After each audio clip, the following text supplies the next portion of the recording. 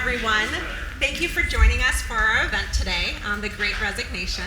This panel event is something I've been looking forward to for several months. I'm really excited to greet our panelists and to greet everyone online and everyone in the room with us here today and in the room next to us. I'm Kelli Williams. I will be the moderator today. I also have the honor of being the fractional chief marketing officer at both Celarity and SafeNet Consulting, the hosts of today's event. So really excited to be here. I'll have our panelists introduce themselves in just a minute or two, but first a couple of housekeeping things. We have several questions planned for the panel, and because of that we anticipate we're going to take the full time. But we still would love to hear from you as we're going through. If you have any questions at all, feel free to think about those. And if you're online, we have both chat and question and answers open. And we have online moderators to engage with you online. They will either answer the questions that you ask or document them. And then our lovely panelists have agreed to provide responses to those questions after the event. And for all of you here in person with us, after the event, please stay. We will have some social time and would love the opportunity to meet you and also to answer any questions that you may have. So, without further ado, I'm going to start on the far side. If you notice, it's a Kelli sandwich, so we'll start with Kelli, and then we'll end with Kelli. And I'll be in the middle. Okay. Hi, I'm Kelli Schnieder. I'm the president of SafeNet Consulting. We are an IT consulting solutions and staffing company. And I agreed to be on the panel today just to share a perspective of, what I'm seeing in the market with some of our employees, and just hopefully it might resonate with you or it might provide new ideas of something that you might be able to establish. I'm Brian. Hi, everybody. I get the honor to be a technology leader for an amazing company here in the Twin Cities called Protolabs, and I'm really happy to be here. And I take a huge passion in just driving teams, excellence, and high-performing IT results. So excited to be here. And hello, everyone. I'm Gina Lemon. I'm the vice president of human resources at a multifamily real estate investment company in the Twin Cities called Timberland Partners. I've been in HR for 24 years and with that company for 10. And we're also a proud supporter of Celarity. We've hired one candidate and we're in the process of hopefully getting candidate number 2. And I'm Kelli Gunderson. I'm the client experience director at Celarity. We're a marketing creative recruiting agency in the Twin Cities. Been around for about 28 years. I've been with the company 8-ish. I started as a recruiter, so I have the perspective of the candidate side, all those candidates that are looking to possibly leave and wanting to leave right now, but then I also talk to the hiring managers on the client side. On a daily basis, I'm more on the sales side now, and they are trying to keep those people on their team. So that's why I'm here. Would love to talk about it. Wonderful. Thank you all. So my first question is, what do you think are some of the key reasons people are projected to resign and to leave their roles this year? What we're calling the Great Resignation. What do you think are the factors with that? Gina, I'll start with you. What do you believe to be some of the reasons? Well, from an HR perspective, we see ebbs and flows all the time with team members wanting to stay and wanting to leave. One thing that we have to acknowledge is that we've all been through a near-death experience, to be really dramatic, right? COVID, we have lost friends and families, our peers sometimes, and it's really an opportunity for us to look inside and to see what we value and who we want to be and who we want to aspire to be, and if that's in alignment with where we're currently at. We spend a lot of time at work, a lot of time away from our friends or family, and we've had the opportunity to be closer in connection with some of those people over the past course year. I've bought a pandemic pooch, so I understand what I did too. all of the puppy parents in the room might be experiencing. So there's a lot of pieces of our human element that I think have risen to the forefront, and that's on everyone's brains. And it's really important that we honor the whole person coming into work now more than ever. Hopefully we're honoring that in the past. And now it's an opportunity to sit and really pause for a minute and talk about what the needs are in the workplace. Fantastic, thank you. Brian, I'd love to ask you that same question. And I totally agree with the near-death experience, because I think this is a huge juxtaposition to stuff that everybody's gone through in the past. And I think the other side of this is, like, for the first time in most people's careers, they're actually seeing and working differently than they ever have. So, like, up until this point, the majority of people they've never worked remote, they've never done some of these things, and so they're able to kind of see a different frame, a different reference, a different way that, their lives could be. And, through that, a whole bunch of different factors come into play, and it's trust with companies, trust with core values, and it puts all of those things on the line. And so people are seeing things through a variety of new lenses, and it just gives people a whole different perspective to make changes and go out and do different things. So Awesome, thank you. Kelli Gunderson, I will ask you that same question around what do you think are some of the factors as to why people are leaving or projected to leave? Yeah, so I talk to clients and candidates every day, like I said, and a lot of them are in toxic environments and realizing it now because they're being forced to go back to work and work on site, and they don't want to do that necessarily. They don't feel comfortable, or they're seeing their friends and family leaving their current jobs and going to do something that makes them happy, and so why wouldn't they do the same? Why wouldn't you take the risk now to do that? And I think everybody's kind of jumping the gun and getting ready to have a better life. Wonderful, thank you. My next question is, have you personally made any leadership style changes based on what you're seeing of the needs of your team members over the last year, or have you seen changes from any of your peer leaders? Kelli Schnieder, I'll start with you. Great. I've been heavily involved in HR, I would say more than I ever have been, just as a leader of the organization, making sure that the information gets out to the employees, making sure that it's right and correct, because do you remember early on pandemic, you had everybody emailing you, everybody had a different source of information, there was so much going on, and we had to figure out what impacts our employees, or how does it benefit them, and how do we get this information to them. So I took it on as my assignment to take all that information from our trusted sources, disseminate it down, send it out to them, created a document on the intranet site so they could go, and when anything was updated, hey, just want to let you know things have changed again. Here's how they changed, here's how it benefits you, both positively, negatively, and figuring out how we can support them through that, and just the ever-changing piles and piles of information we still get and have. So that was one way that I completely changed. Like, I like to be up here, but I was way in the weeds because it was really, really important that my employees knew all the information. That is fantastic. What type of feedback did you receive while you were providing that level of information? Was the feedback positive? Yep. Was it negative? Or was yeah, it actually it was really positive, just saying thank you for sifting through all of this so I don't have to do it, or providing those resources. I got a lot. Nobody really emails me a whole lot except if they don't like something. So it was positive to get positive comments that they had said, I really enjoyed getting this information, and thank you so much for taking the time and sharing it. Fantastic, thank you. Gina, I'd love to ask that same good. question of you as well. Because I really wanted to answer that. So what I've seen is a shift in the leaders who are willing and wanting to shift, right? We can't control anything, and I think we've really learned that this past 18 months. So I think the first thing that I've noticed with leaders is the empathy, the understanding that we all have things in our lives that are challenging, whether you're a single mom or you have this new puppy at home, or your marriage might be on the rocks, or you want to get married and you can't because no one's going to come and be able to celebrate with you. So just lots of challenging moments that we were all really able to acknowledge at this point. The other thing that I personally did for myself, and I encouraged our leaders as well, is to develop ourselves. Make sure that we're spending money and time on personal development. So I enrolled in a course called Positive Intelligence Quotient.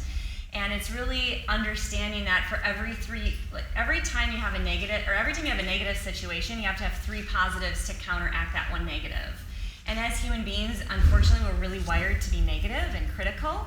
So how do you make a conscious and intentional choice to show up in a positive mindset? I have a woman in the front row smiling at me, so clearly she gets positivity. So it's really just continuing to be intentional around that positive momentum and taking time to develop yourself. Forget about everyone else in the room. What is it that's important to you? How are you honoring yourself? Put like what they say in the airplanes that are going down. I have not been on one of those, but they say to put your oxygen mask on first, right? So now is our opportunity to put our oxygen masks on. So another thing that we did is we played this game called Yes and. and you can all do it. When you're in the boardroom the next time, or you're talking with someone that's maybe a little bit critical, or you're trying to brainstorm, ask them if you want to play a game. And it's going to be weird, but I want you to say, can we play the game yes and? You're going to come up with an idea, I'm going to say yes and we're going to build upon it instead of cutting it down or saying but or going into a critical space. So that's one takeaway from today that you can do as a leader, is play the yes and game. I love that. I'm also going to remember to put my oxygen mask on first. That's really fantastic. Thank you. My next question is sort of the juxtaposition of that question, and that's, what's one mistake as a leader that you've personally made, or a mistake that you've watched one of your peers make? And if you could talk a little bit about what the mistake was, and also what you saw as the ramifications of that mistake. And Brian, I'd love to hear from you on this one. I won't even throw my peers under the bus because I've made more than enough to go here. But this took hold for Protolabs in a really unique time. So we were at the tail end of delivering a massive digital transformation project. So we had a whole bunch of stress that was going on, and the mistake that I think I made off the bat was I started to focus too myopically on what was going on. So I started to look at results, and when it came down to people, I started to look at who are my biggest risks for burnout? Who were the people that I was really afraid were going to lose? And I started to focus energy into too narrow of a spectrum instead of really worrying about how is the whole team doing? How do we start to make this better for everybody? And how do we start to bring this up to another level? And so going through, I think I would have definitely stepped back and said, we got to take a bigger picture. We got to slow down. We got to start to look at, how is everybody getting through this? And I would have spent, a huge amount of extraordinary effort going back and correcting some of those mistakes. And I've got another 96 of those that I could layer on there. But I think that was the biggest one, is just, focusing, too intensely and not thinking of the bigger picture and helping people get through that bigger picture. That's really, really insightful.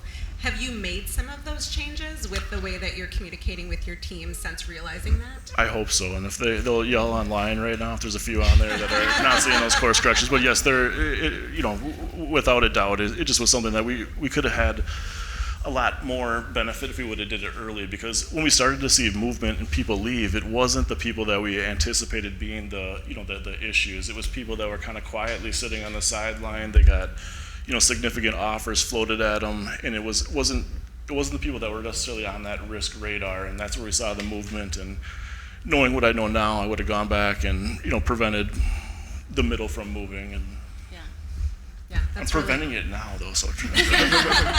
And if he's not, to those of you online, please put that. No, just kidding. No, thank you.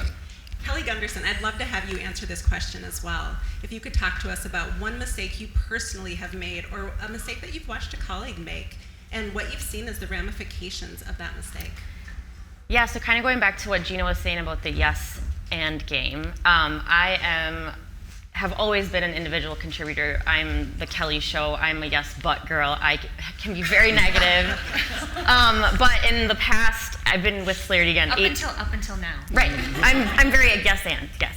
I'm a very positive person. But up until recently, the past couple years, Celarity has graciously given me a leadership opportunity. I have a direct report now. I support a bigger team, and instead of being individually contributing, I am now focusing on the end goal. And that is still a work in progress, but I think being able to teach your team, especially those salespeople, I've been in a sales career my entire life and very money hungry, money driven, making sure that it's not just about you and about your entire team, and then they'll see that in doing that. Awesome, thank you. So I think you both sort of talked about this to some extent, this idea of employee burnout, right? The employees that are still there when some of their teammates leave, and more work gets put on the people who stay, gets put on their desk. And that can lead to employee burnout. And so can you talk about some of the things that you can do? Because as a leader, you don't always have full control, right? Of headcount and other things that can impact your teams. Can you talk about some of the things that you as a leader have done or have tried to do to really rectify and to help employees that are starting to feel a little burned out? Kelli Schnieder, I'd love to hear from you on this one. Sure. So with the topic of burnout, I would say first decide what's on your to-do list that you just don't have to do. Like, we put a lot of stuff on our to-do list. We put a lot of pressure on ourselves too, that sometimes doesn't need to be there because it's false deadlines. So I would say let's do away with all these false deadlines, because it just puts pressure on people to get stuff done. And it might not even be something that they have to do at that moment, at that time, because they're sitting at the doctor's office, they're at the vet, they're just doing yoga for whatever it is in the middle of the day. So my biggest phrase that I use a lot around SafeNet is you wrap your life around your work and your work around your life. And it shouldn't matter if you have deliverables-based assignments. It shouldn't matter when they get done. You know when they need to get done, and you should be able to take the time to do it, whether it's at midnight or it's 8 a.m. or whatever it is, and figure out how you interweave them together. And my team will be the first to say, hey, when are you going to be in the office? Like, what are you doing in whatever city you are? Like, I have my laptop, I'm working, I'm on all the meetings. But you would never know, because I want to live my life as it is, and work is not where your desk is. That's like a big thing too. It is not where your desk is, it is where you are and where you decide to do the work. I wish and hope everybody listening online can adopt some type of that flexibility for their employees, because that will help you avoid burnout with your employees. Just to trust them, give them the flexibility. Trust them until you can't any longer and something happens. But most likely, something will happen and it's not going to be what you expect. It'll be something they had to take care of, they didn't want to tell you about. Just be super flexible with where work is. And please don't make people come back to the office to sit on Zoom. Please don't do that. Agreed. Fantastic. I also, just to add on to that, I would say as a leader, really modeling that behavior, I think, is critical. To say, work wherever you want, and make your life work with your work, and then not modeling that gives a message that's not necessarily what you mean for it to give, right? Mm-hmm. And so I would say, Kelli, you do a fantastic job of modeling that as the leader of SafeNet. I can think of countless times in which I've had a full day of working with Kelli, and in the morning she's on a call and she's in her home office. Later I have another call with her and she's in her car. A little bit later, she's in Mankato, of all places, picking a child up from a basketball camp. And then we talk again in the late afternoon, and she's back in her home office. Mm-hmm. And she made her life wrap around her work, and her work wrap around her life. And she does it openly, transparently, while encouraging others to do it as well. And so I think that's another key takeaway that I would encourage everyone to hear too. Mm-hmm. So thank you for that. Yep. Yeah, Gina, I'd love your perspective on this as an HR leader as well. Can you give us some thoughts? So can I have a raise of hands for the people in the room who want to work for Kelli? Right? Because every one of us that might not have a supervisor, leader, boss, whatever you espouse to be, that's brilliant. Mm-hmm. I have told more people this wrap your life around your work, work around. I love that. Mm-hmm. So they're both integrated. You can't have one without the other. You bring your life to work and your work back home to your life. I think you should trademark that or something, because it's not work-life balance anymore. No. I'm totally stealing that. Okay. Yeah. So that's brilliant, and I would say that now is the time to put everything down and say, what do you want in your life and what do you not want in your life? And team members are doing that. Us as leaders need to do that. We really need to be able to have our boundaries. What are you willing to stand for? What are you willing to not stand for? How can you be more bold in your conversations? Now is the time to ask for what you need. Mm-hmm. There was no better time. So what I've received from some of my leaders as well, and I've encouraged this for my team members, is lead from your fierceness. Do not lead from fear. Mm-hmm. So we need to be able to say, and just be really honest, like, hey, Kelli, I have some fear around this. And be vulnerable as well. We need to create more of that in our workspace so that we do not have people that want to run away. There's a statistic out there for bad bosses, and how many bad bosses there are, and how many people want to leave their bad bosses. And I think that people are leaving companies because of the bad bosses, not because of the companies. Mm-hmm. So I'm seeing that within our organization as well, and I have seen it in other organizations. If you are in your company for 3 to 5 years, I've worked in numerous organizations in HR, someone between the years of 3 and 5 are questioning whether they want to be there or not. They already know the political arena, they already know if their leader wraps their work around life, etc., and they're really determining if they're going to be there. So your people 3 to 5 years, I would encourage you to look at that population in general, and then to have stay interviews. I hate exit interviews. If you have exit interviews, get rid of them.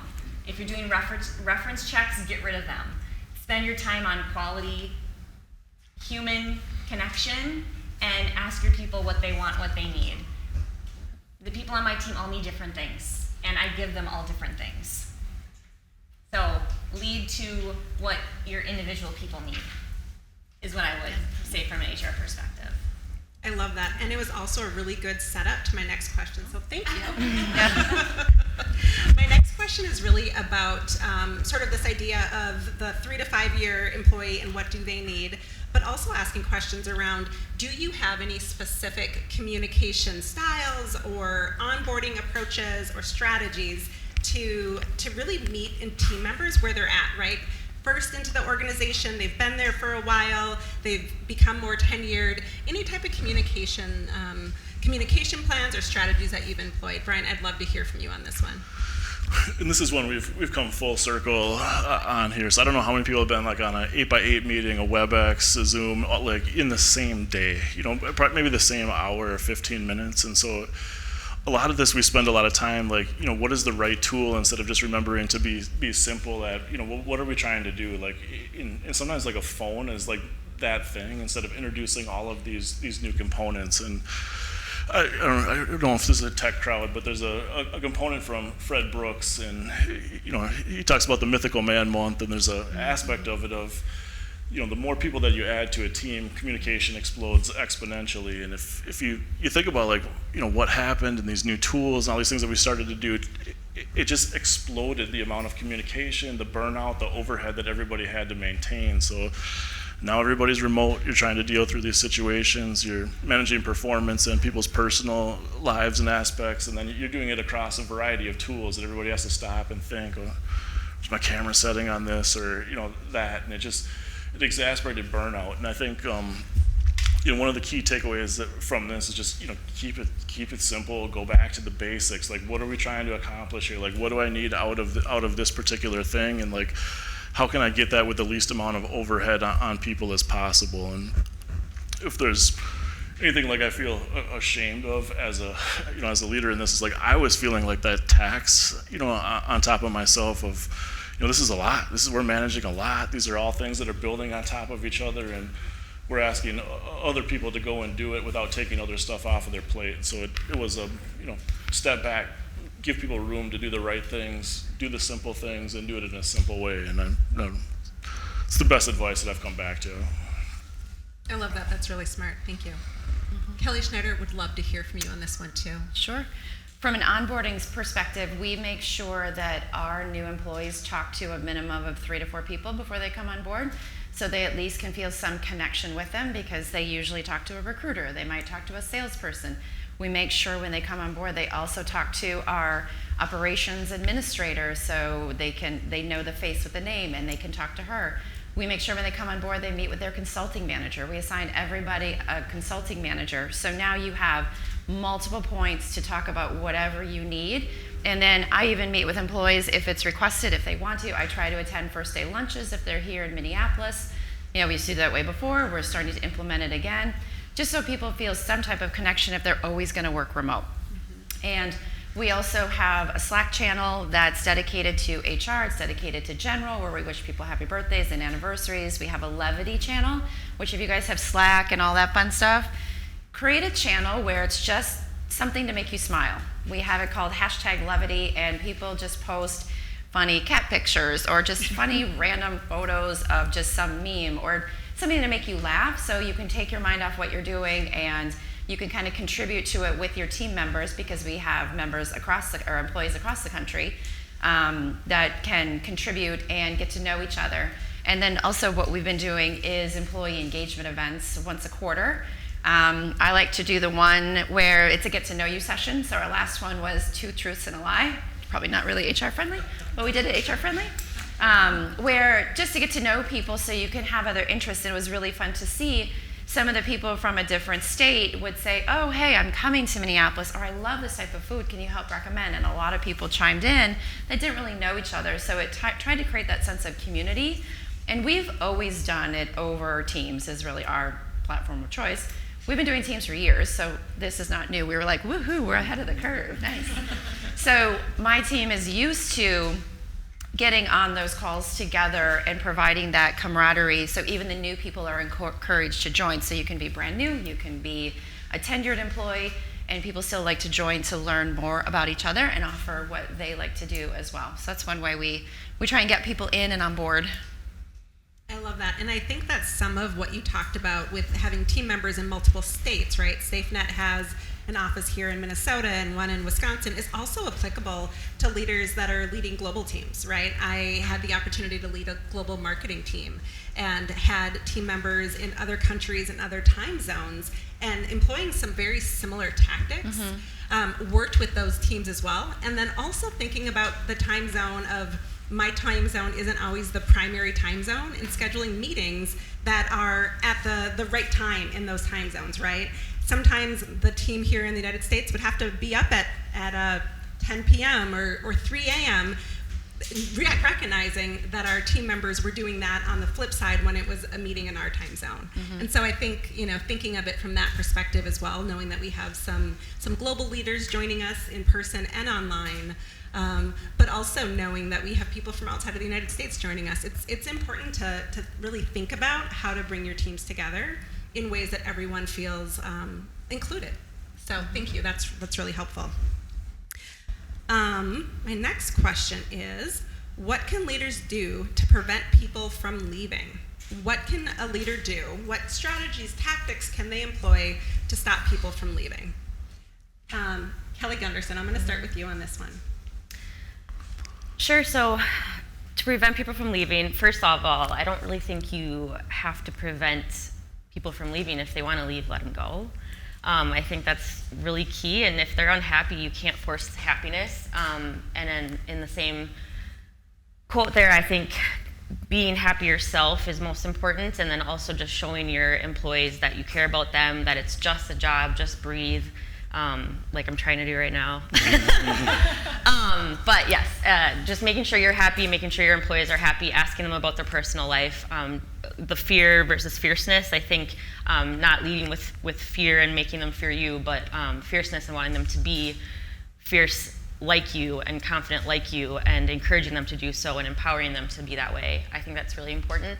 But again, I think the key is letting people go and being happy for them and encouraging them and supporting them along the way instead of being cranky that you're losing people on your team. Just go find somebody better and new and get a new perspective on things. I think that's really smart, and I think encouraging and keeping those relationships strong when people leave your team as well. We talk a lot about the 3 degrees of separation. I've even heard it as 2 degrees of separation. Your paths may cross again, and you want to make sure that they feel comfortable using you as a reference, and that if there's an opportunity in the future for them to rejoin your team or join your team in a different way, don't burn those bridges.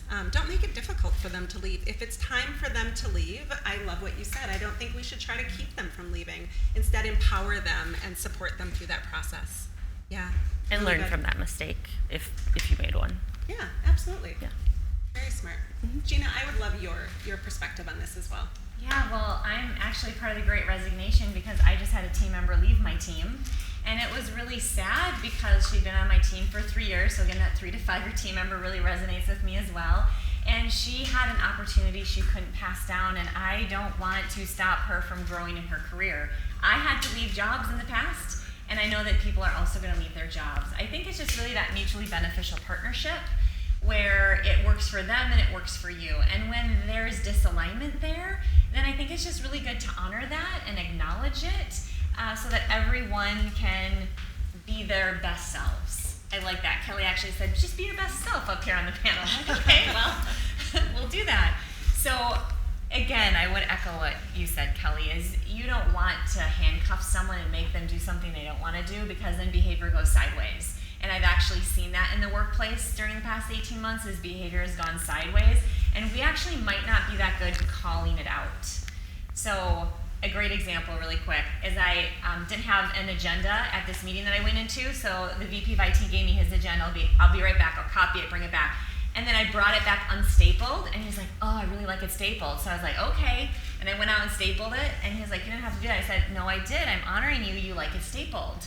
So I know that he was probably just kidding, And at the same point in time, we have to really like pause and hear other people, what they're saying or what they're not saying. I would have just messed up all the papers.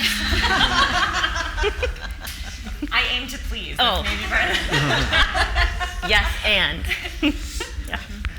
Yes, and we have paper clips. Yes, and I didn't have any at the moment, so it was just easier for me to go find my stapler.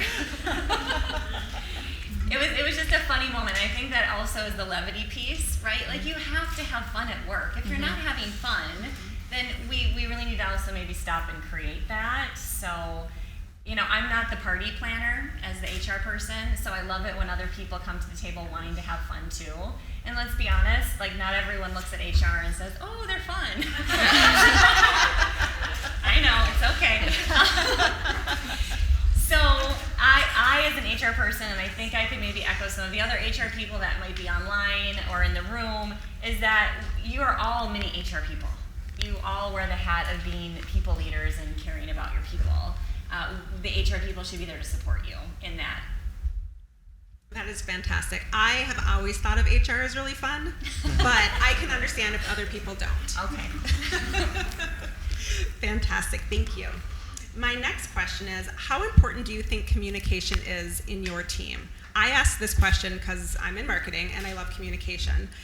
So I'm an over-communicator as a leader, but I would love to hear from all of you on how important you think communication is and what do you see as far as the feedback loop on the communication you're providing within your team. So I'm actually, if it's okay, I'm just going to go down the aisle and ask everyone that question. I'll start with you on that side again, on the Kelli sandwich. Sure. So I talked about the Slack channels that we have as part of our communication, but we also established a brand new intranet site where we post different news articles, we post our wellness challenge, we have timesheet award winners, and we have just fun things going on with our new hires. We put a bio about them so people can learn more about them. And then we also put fun events. So if people got married, if they had kids, or they just won a fun award, or they did a fun race, we try and put a lot of that information in their communication so it's not just, hey, get in your timesheet, or here's what your benefits are. We try to keep it fun instead of very, very dry information, and we try and keep it up to date. So those are SafeNet Online. It's updated weekly, because I do it sometimes. So that's a good way that people just keep it fresh in what's going on, and you get a lot of information, because everybody gets emails, right? Everybody gets so many emails, so we're trying to get out of email and provide the communication a different way so they can just go and look when they need it. That's great. Brian, I'd love to hear from you. Yeah, no, it's absolutely paramount, and I think, like, you know, I'm probably a little bit of an over communicator, you know, a little bit, you know, skewed. Go transparency is everything, but I think like one of the important things too is, you know, to talk about other things that are going on. So like, you know, we're a couple days into the school year, we haven't had busing transportation for our kids, and so it's like, you know, being open and I think, you know, me talking about the things that, like, you know, these are realities that are happening in our world. It gives everybody an excuse to, you know, talk about things that are going on with them, reduce some of the pressure. And I think, you know, being open and these are real things that are happening to real people, and giving people the freedom and the safety to be able to say those things that are going on, raise their hand if they got issues, is, I think, it's been just, you know, paramount in reducing burnout, stress that everybody's feeling. And I don't know, I'm going with be transparent, be open, and, you know, give people the freedom to do the same thing. So I love that. I hear you saying I'm an authentic leader. I share who I am with my team, and that's so important. Awesome. Gina, would love to hear from you. At Timberland Partners, we're more entrepreneurial spirit versus more corporate. So we've leveraged Gina Wickman's book, Traction, and have the Entrepreneur Operating System. And the Traction meetings have really helped us have a framework to lead from. And one of the best things I like about that is every meeting we start with business and personal best. We really weren't that great at sharing some of the personal side. And so when you're in a senior leadership team and you hear the president and the HR person get to all share that, it's kind of refreshing and breaks down boundaries or barriers, so that's nice.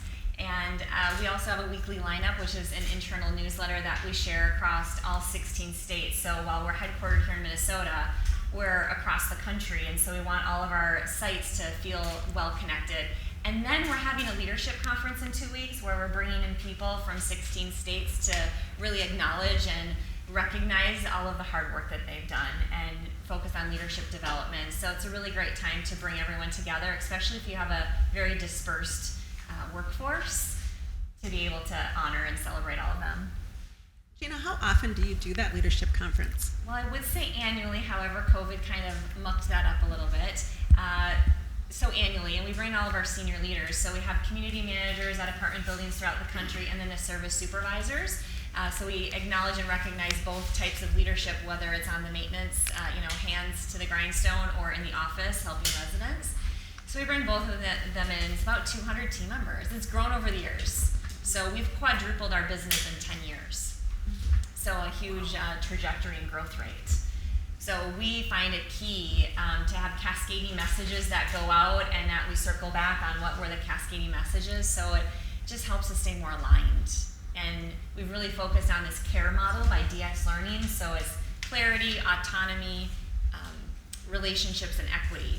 So those have been kind of our central key points for our company to make sure that we're communicating around that, to have the community in alignment.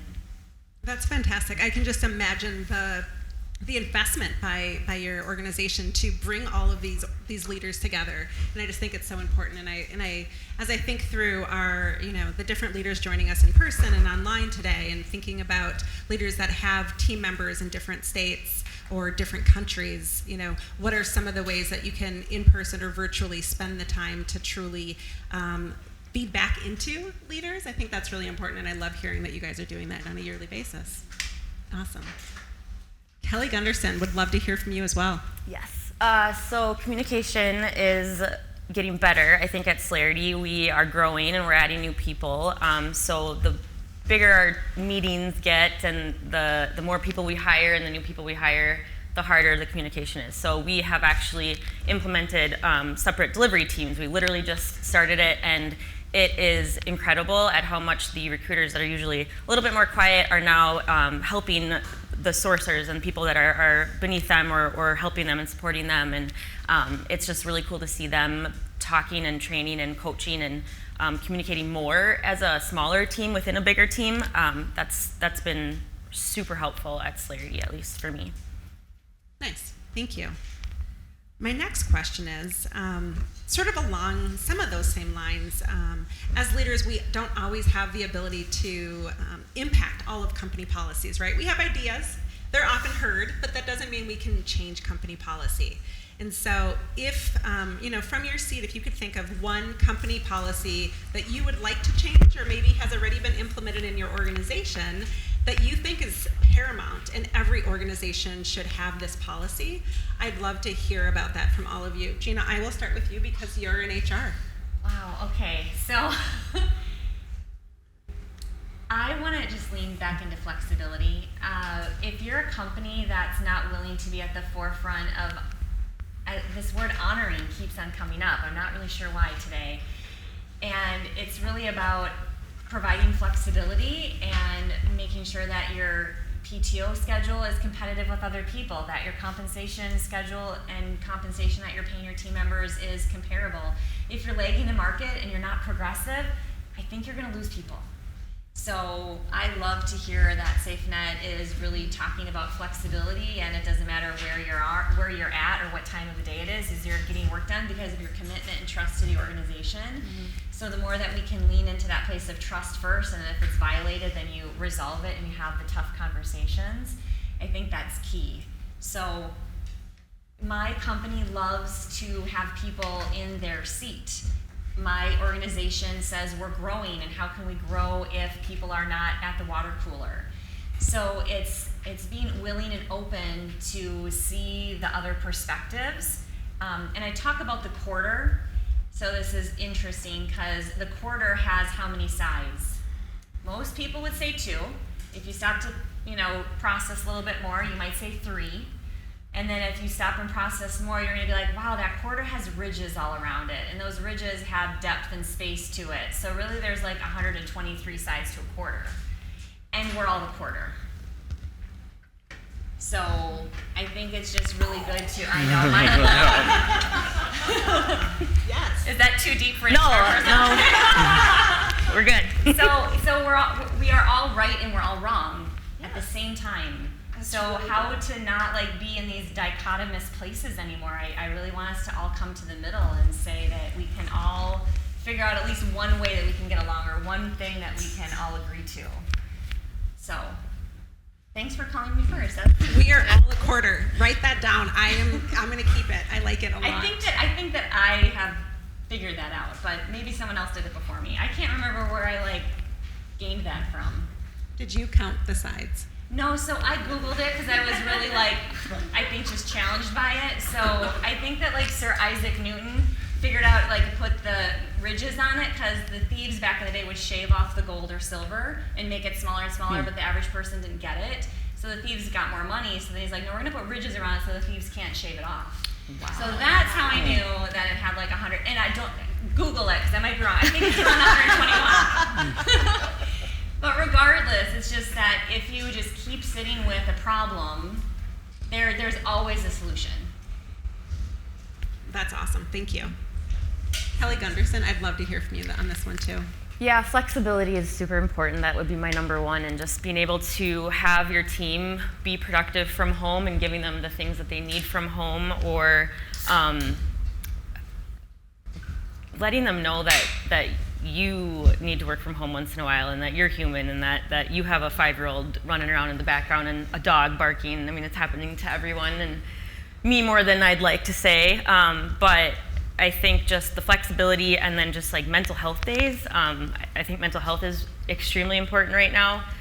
Talking about your personal mental health and focusing on your own mental health, and then reiterating that to your team that it's okay to take a self-care day, or say, I'm not coming in today, we have a lot of meetings, but I'm gonna be at home. I think just saying that that's fine is really important.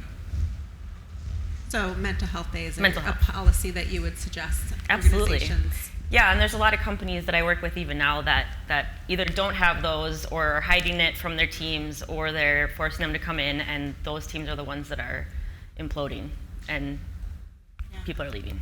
Can I add something? Please, yes. It's interesting too because I sometimes try to avoid the news, and when I hear something like Nike as an organization gave their entire company a week off, that is mind-blowing. Yes. Or Amazon is going to pay for college education for all of their, I think for their frontline team workers, just to get their frontline team workers in. So I think we're going into a space where we need to be more creative, which is great to have some creative people amongst us. Yeah, absolutely.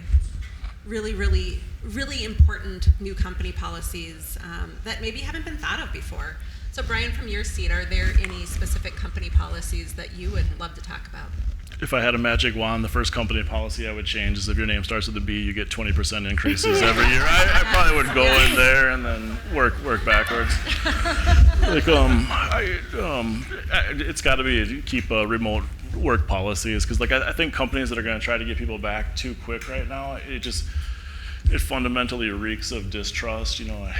Go home, deliver the mail, do what you have to do because we're forced to do it, and then hey, we're kidding. Come on back. And I think it's gonna undermine the trust dynamics between employers and employees. And I think keeping everybody the option to work remote is the way to go, at least for the foreseeable future. There's still too much uncertainty and things that are going on in the marketplace, I think, to dictate anything otherwise. So. And there are some hiring managers that can't change that. Like, their team is forced to be there, and it's not up to them.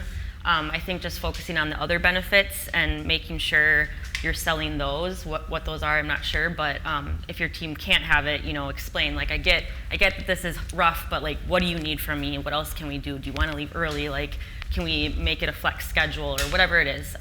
Just making sure that you're taking care of them the best you can without the work from home policy. Yeah, I'm really glad you added that in. So as you have the opportunity to sit in a chair of, you're in sales, but you also are very close to the recruiting team and talking with many organizations. What are some of those creative offerings that you're seeing that are really important and that you're hearing candidates needing? Sure. There's a lot of different ones. Unlimited PTO, I think some people think that that's a bad thing, but I think people are taking advantage of it now and actually using it, so that's really important, like encouraging people to take trips, encouraging people to bring their dog to work, or whatever it is, just like random things. Maybe not the always sexy agency life with the pool table and all that, and beer in the keg, or whatever it is. I think just encouraging people to ask for what they want. Like a couple years ago, I asked for a walking treadmill, and poof, my manager got it for me, and I never used it, but he still did it. He still did it, and it's still there, and he uses it, and it's great. So just being heard, asking the right questions, hearing your people and what they need if they can't be flexible and work from home, basically. Thank Get you. creative. Yeah, really helpful. So, Kelli, you talked a little bit about mental health and how it's so important right now. You know, in the last 1.5 to 2 years, we've all been through a global pandemic. There's a lot of diagnosed and undiagnosed mental health concerns. And so, as a leader, I would love to hear from all of you, from your perspective, as a leader, what's your role in supporting team members with their mental health? Is it, I don't know what it is. I would love to hear from all of you. And this time I'm going to start on this side because, Kelli, it was something you brought up. Yeah. So I have anxiety. I don't know if anybody can tell. I'm having it right now. Clinically diagnosed. I take medication. But a lot of us do, and I think it's okay to talk about. And my team knows when I'm having one of those off days. And they almost take care of me. They're managing up, which I appreciate so much. So kind of using that as a team communication partnership, almost relationship, is really vital. And I think them seeing that, the realness in me being human and me admitting to having those anxieties or just stressors in life, I think that they are like more open to talking to me about what's going on in their life, which I appreciate too, that they're open enough to share it with me. So being human, stepping back, saying my dog is annoying me, I gotta take it out, whatever, and giving that same respect to them, I think is really important. Yeah. Thank you for sharing that with us. Mm-hmm. The vulnerability and openness, I think, it's important as members of this panel, but as leaders, and it's hard. It can be really hard to say, you know what, I've got a thing, and I'm gonna share it. So thank you for that. Yeah. Yeah. Gina, would love to hear from you too. Great job.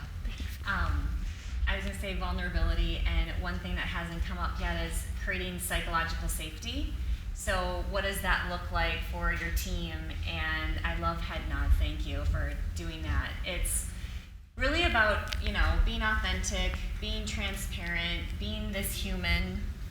I actually changed my title on LinkedIn. I was like, I don't need to be the VP of HR. I want to be the VP of Human Kindness. So I love that. I do too.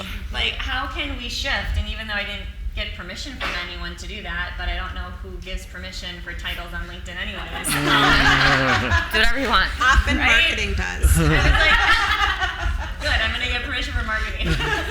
It's really just about honoring yourself so that you can honor other people. We're all human. It was so hilarious. Whoever developed these bathrooms are great. Like, I walked into this bathroom, and I'm sorry for all of you online, but it's just, it's real. Like, I laughed when I went in there. I had to take my phone and take a picture of the bathroom. Oh, What about the bathroom did you think was so the real? far one? Say it. The far one. What did it say, Gina? I don't know. It said something about shit, and I was like, I think it says give a shit. no, I think it's shit done. Get shit done. So that has been my motto, right? Like, work wherever you are. So I bought a photo and I hung it on the wall, and it said "Get shit done." And then we just decided to use it in the bathroom. I was like, is this appropriate for me to go to the bathroom right now? Like, I think I need to go to the other one. I don't know what's in there, but It's a little more tame. So I think it's just really the fact that this is a human experience. I'm a messy human being bumping up into other messy human beings. Like, that's it. And if you start from that place, everything can get better. So someone once told me this: if you're not having fun, lower your expectations. It's hard to lower your expectations, and in some moments, I think we all need to challenge ourselves with that. And I'm a person that has really high expectations, and that takes the fun out of it sometimes. So I think it's just, honoring yourself and then the needs of other people. One of my team members recently literally had a nervous breakdown, and I was just like, oh my gosh, what do you need? And she's like, I need to see a therapist, but it takes 2 months to see a therapist. So I don't know how I changed that problem. And people, if they need help, we need to be able to figure out how to get them help. You become their therapist. Well, heavens, yes. And I want someone that like knows what they're doing. Yeah. Right? So it's just about like, take your time, go find the therapist. Like if you need a referral, maybe I can get a referral, but it legitimately took her 2 months. So even though we're all leaders and we're gonna be there to support people, we still have potentially broken systems outside of the work environment too. Whether it's our healthcare, whether it's school systems, etc. We just, I think, have to be patient with the process too. And patience is sometimes hard as well. Yeah, that's really, really helpful. One thing I'll add on to that I've heard that a lot about making doctor's appointments. The wait time is so long. A lot of healthcare plans, however, do have EAP programs, employee assistant programs. And so I would say as leaders, if you have a situation like that, look and see what's available within your organization if there is an employee assistance program that you may be able to refer your team member to. So, yeah. Yeah, and we have EAP, and we went through that process, and she happened to be on my team, right? So when it's close to the vest, it's a little bit more hard. And she wanted to be able to find someone that she could trust and have that referral. And I think even though that's what she wanted, and she wanted to be able to be honored for that, it's still about what's the biggest need. Is the biggest need to get you in? And she's like, well, if I'm not going to hurt myself or hurt others, maybe I can wait 2 months. And it's really, now she's just in a lot better place. So it was how to hold her and care for her in the work environment, given that she wants what she wants, and it's going to take 2 months. So how do we work through that? And we were able to do it. Yeah. And figuring out why she got to that point and making sure nobody else is getting to that point. That's super important, because maybe she's just being vocal and other people are just keeping it inside. That's tough. It's very difficult. Brian, I'd love to hear from you on this too. I feel like I do have to go check out the bathroom at some point. Not right now, but I mean, yes to everything. You know, it's psychologically, safety. It's giving people the freedom to be able to say and do those things. And I think actually we've done an amazing job at Protolabs on the HR side. Putting resources in front of people. Here's who you could talk to. Here's who you can call. We did a lot of videos for managers of here's how to deal with these types of situations. Here's if you find an employee who might be in this bucket, these are the kind of things that you'd want to walk through. And here's how to actually help direct people to the resources that they need. So I think the support of the entire company, being able to direct people to get the the help, the resources, the timing has been tremendous. And so I know it makes me feel better in dealing with those situations to have that type of support. And I don't know, I think we crushed it. Yeah. I got more. And I got a GSD belt buckle too. Do you? Nice. We'll wear it for you at some point. Very nice. So I also want to go back to the policy thing, because you didn't get to me, but I do have the power to change policies and have. So one we moved to this year is the unlimited PTO, which is amazing.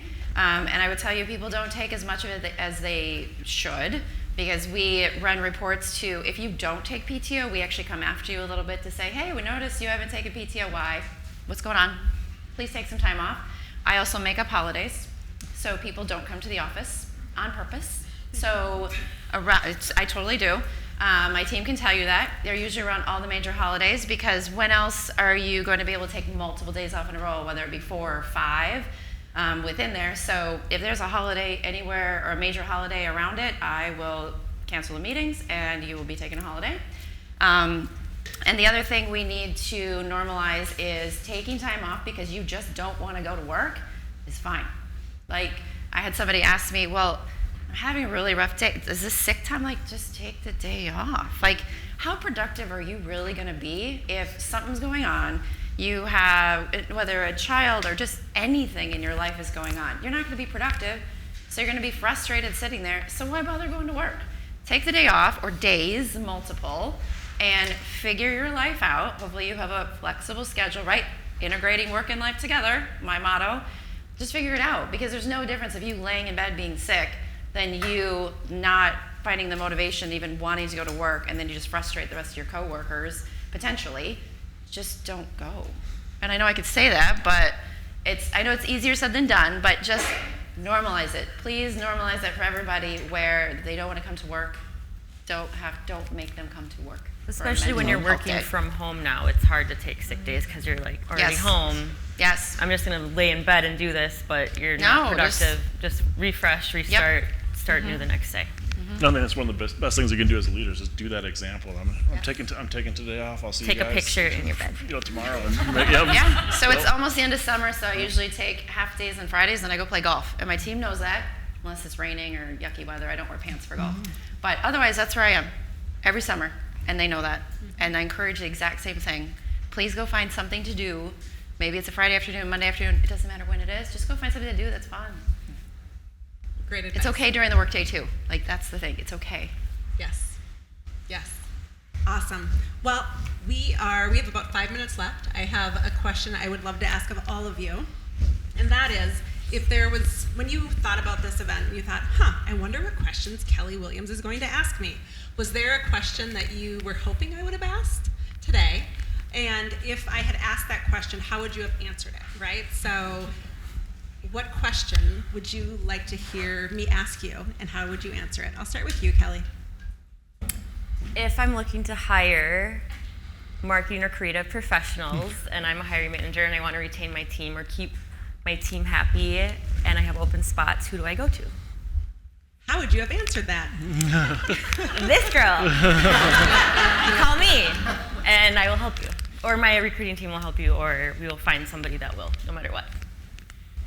That seemed like a sales pitch, but I think it was just an answer, so it's totally It just fine. came to mind. Thank you. Gina, how about you? That is a really tough question. I thought all the questions were masterfully designed and really spot on for the place that we're at today. So it's less of a question, but really, how can we continue the conversation? And I think it's really all of our responsibilities to share this event. What is one thing that you got from it? What's one thing that you want to change? What's one commitment you want to make? And go and share that with someone else, because we all get to now give permission to the people who are not here to act, do, behave differently. So, question, answer, all in one. I love it. I love it. Thank you. Brian. I probably will piggyback onto something Kelli said earlier of, is what's going on a bad thing? And a lot of people have a lot of anxiety about this, but it actually is a positive thing that you're getting people to move to go to be where they want to be and go do their thing. And so if you look at it this is getting people to their highest level of contribution of what they can do. It's not necessarily a bad thing, to help coach people into those positions, to help people move on to the things that are next. And so, I know we're looking at it like it's a negative thing. Of team members that are losing and all of that types of thing. But it really, in the end, there's a positive side of this. People hopefully are finding the things that give them joy and enhancement. So, I love that. Thank you. Kelli Schnieder. Just want to add on to that a little bit. I know we're talking about the resignation. But SafeNet or any consulting firm, I will tell you, is very transient, right? We have projects, they have a duration. We have people that have been with us for 27 years. We have people that have been with us for 6 months. So I would say, I'm not really gonna ask a question, but I'm just gonna offer, just look at it as you want people to have the best experience when they're with you, but just know that you are helping to build their career, whatever it might be. And I had somebody resign yesterday from our team. But what was nice about that is we had been here a while, built a lot of great technical foundation, learned a lot, and now found what is his dream job. And how do you not support that, right? So you just want to be a great place where people can work while they're working with you, knowing that it might not be their final resting place. And the people on other teams that are looking to leave may find their way to you, and you're going to get their best self, and you have a better team than you had to begin with. Thank you. Thank you to our entire panel. You guys, I learned a lot today. I hope everyone that's sitting in the audience in person and online has also learned a lot today. So thank you to all of our panelists. As a reminder to our online community, if you do have any questions at all, we have 2 moderators online who are looking to capture all of your questions, and our panelists have graciously agreed to answer all of them. So we'll be sending follow-up emails to everyone in person and online, with the responses to those online questions. We also have asked our panelists to put together some of their favorite resources as leaders. We have some books and some websites and some articles that we'll be sharing with you. We also will be sharing a recording of this event, so feel free to rewatch it or to share it. And then finally, we'll be sharing a satisfaction survey. Always looking to understand, how did it go? Did you find value? Do you have any feedback from us? So look for all of that to be coming your way. And for those of you in person with us, please stick around. I heard the taco truck roll up behind me. So it's out there in the parking lot. And right next to me, all of the SafeNet and Celarity team members are sitting over there, and there's a tiki bar, and it's open. They're ready to hand join margaritas us. out. Yes, have a margarita, join us. But again, to everyone, thank you so much for being here, and we look forward to continuing to connect with you.